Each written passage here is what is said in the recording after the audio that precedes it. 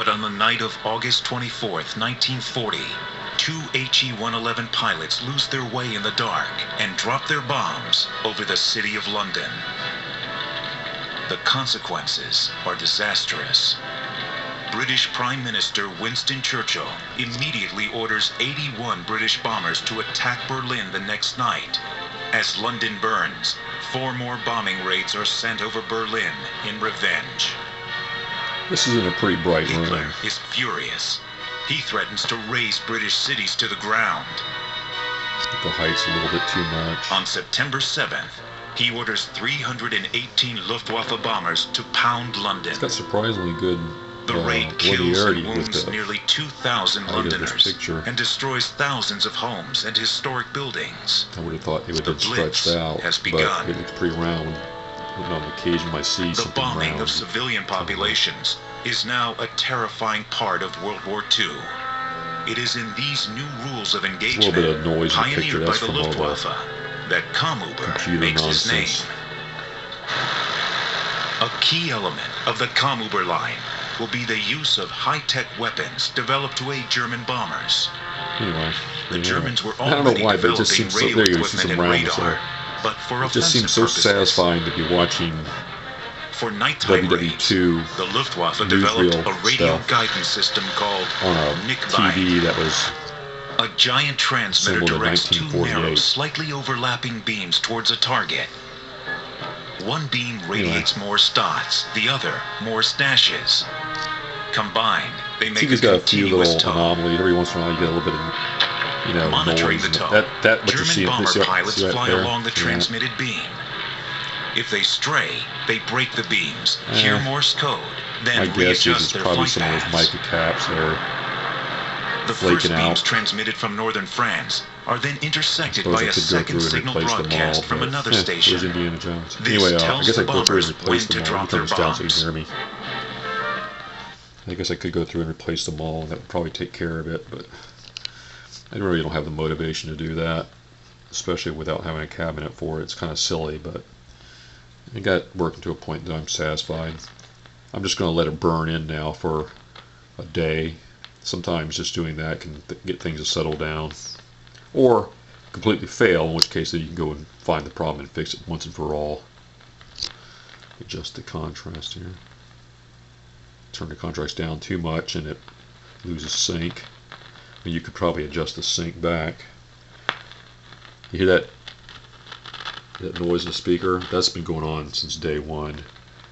I have a feeling that might be in the audio stage. I don't think that's actually a detected noise, because I don't think FM would come across with that classic silver mica disease noise in the audio. For some reason, I think that's something in the actual audio amp. The reason I say that is I think I've isolated it once by disconnecting the pot, or another way to do it would be turn the volume all the way down. It doesn't seem to have any impact. Well, there's no impact based on the audio. If it's the same amount of crashing noise you're hearing, then what that means is the crashing noise is taking place after the output from the volume pot, which has to be in the preamp or the auto power amp. So that's, it doesn't get any louder than the volume turned up, so it's still there. Listen, turn the volume up. Service Cross and Air Force Cross. So Has this ever that'd probably be easy to fix. I mean, it's probably, I wonder if it could be that remaining paper cap that's across the primary of the audio out. Sounds pretty flaky. Could be a tube, could be a dirty tube socket. You mustn't overlook simple things like that. Like the tube that's starting to have an intermittent shorts, possibly. So, yeah, I'll fool around. I'll do the obvious thing first. I'll go ahead and try some different tubes. I think I pulled the preamp tube out, and it still made the noise, making me think it was something in the power amp. I don't know if that's a good test or not. I did replace the cup. Oh, wait a minute. Let's back up. There's a couple paper caps still hooked up to this pot. Remember that now. I didn't think much of it at the time because I think one of them comes from the video detector, which has like no B plus. The other one I can't remember what it does.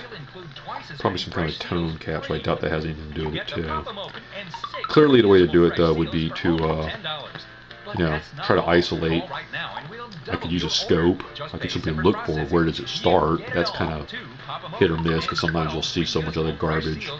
Probably the smart thing to do here would be to do tubes first. Then I'll simply disconnect the connections between the preamp, the power amp, between the volume to the preamp. Try to figure out which sections are causing the problem. Could be a noisy resistor. I've heard that too.